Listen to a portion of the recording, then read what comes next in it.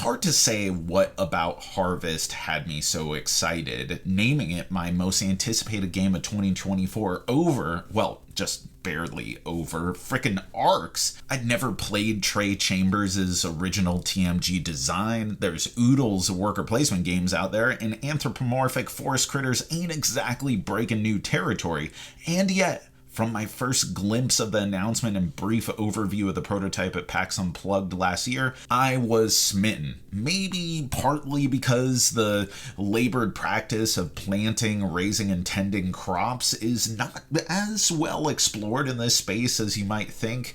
Partly because mid-weight Euros is my Cardboardian comfort food, and partly because the aesthetic is just so gorgeous and deliberate, like some match between Richard Scarry's children's books and Wes Anderson's Fantastic Mr. Fox. Twee, parochial, and confident. Whatever the case, I was excited. However, years in the review game have taught me that hype and anticipation can lead to disappointment, which is why I am so glad to report that even though I have a couple critical roads to hoe, Harvest totally delivers.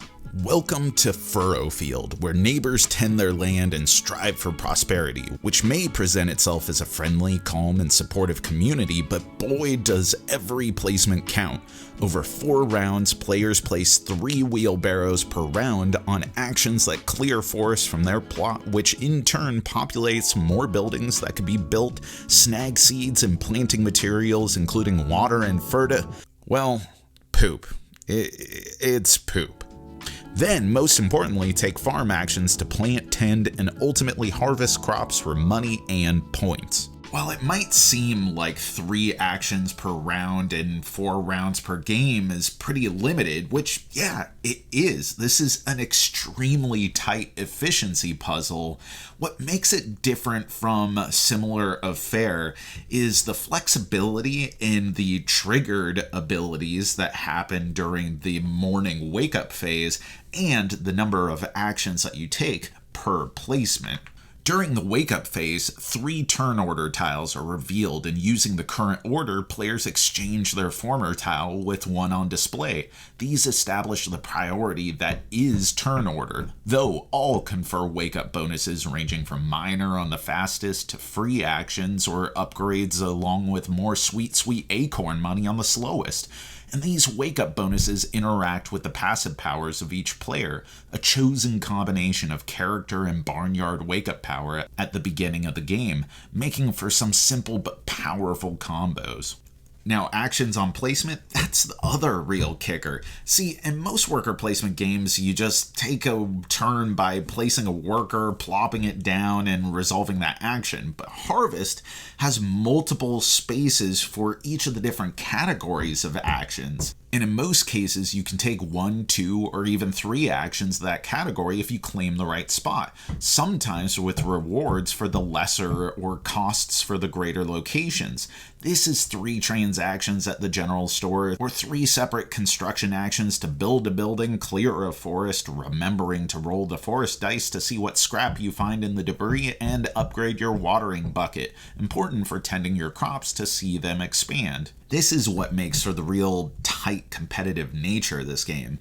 I mean, yeah, you'll almost always be able to take the category of action that you want, but to be able to take them in sequence in the quantities that you need and have the prep work done in advance so that way you can most efficiently resolve them, that you're going to have to fight for. Which, now that we're talking about it, brings me to the most important part of this farming game, which is the farming. The farming in this game itself is simple. It's the efficiency of action, space, and resources that make it complex. 4 crops are available, each with their own cost to plant in open spaces on your fields, water to tend, meaning to spread it with extra tokens of the same type from the supply, and point yields when taking the harvest actions, pulling up all of your crops in exchange for points and the money for each type of crop harvested.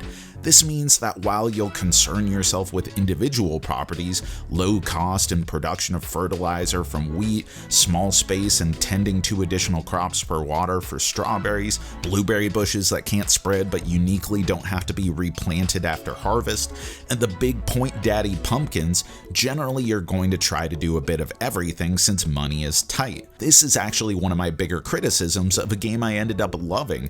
I wish there were a bit more reason to really lean into one type of good over another. I appreciate the differences in size, cost, and little effect, but honestly, I think there's room for a couple more avenues to farm within this framework. Crops that behave in different and more tricky ways, or auto-spread each new season. I think it'd really have upped the joy of discovery to make it that you had to lean in, which is also the other area I'd like to have seen more. Buildings. As it is, there are 2 building types, one with immediate effects and worth some points, and the other worth some points and worth more points at the end of the game based off of some conditions.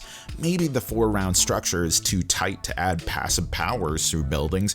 Maybe something that changes how you net money from strawberries or reduce future building costs or fills your bucket during each morning, but I think buildings could have been put to better use.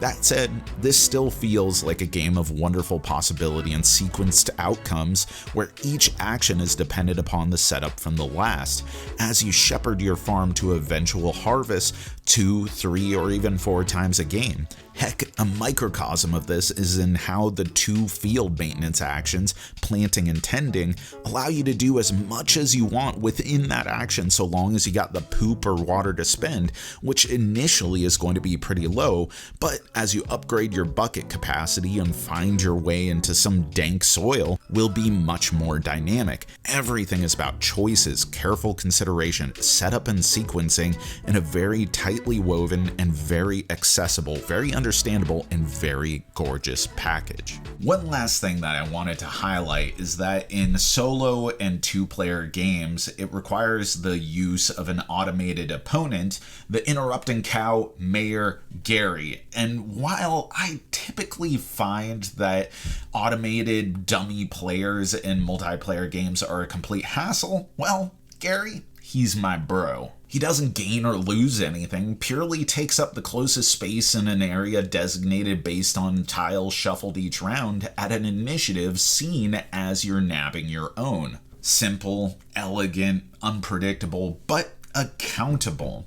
And solo is pretty similar too, in that I don't normally like games where the solo mode is, just collect a bunch of points in the system that we've set up for you.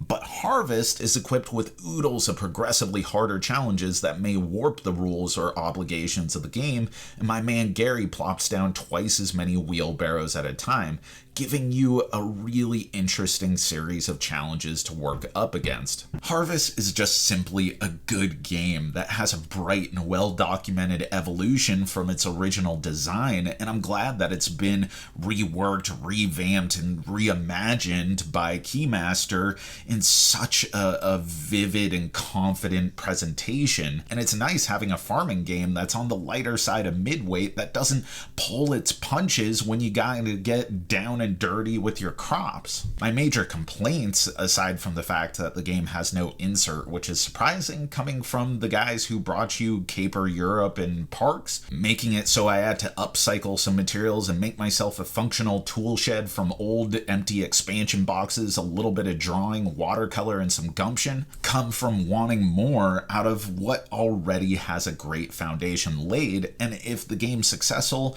will undoubtedly be further explored. It's bright, it's fun, it's hip, it's clever, it's tight, and it is a blast. And that's our review, but let me know, what do you think of the original Harvest if you've played it and this new reimagining, revamping presentation? Does it get you excited? Do you want to hold on to your original? And what's your favorite character from the old Richard Scarry books? Put it in the comments below, and as always, thanks for watching, thanks for supporting, thanks for being such an amazing community. You know that I've been Jack for the Cardboard Herald.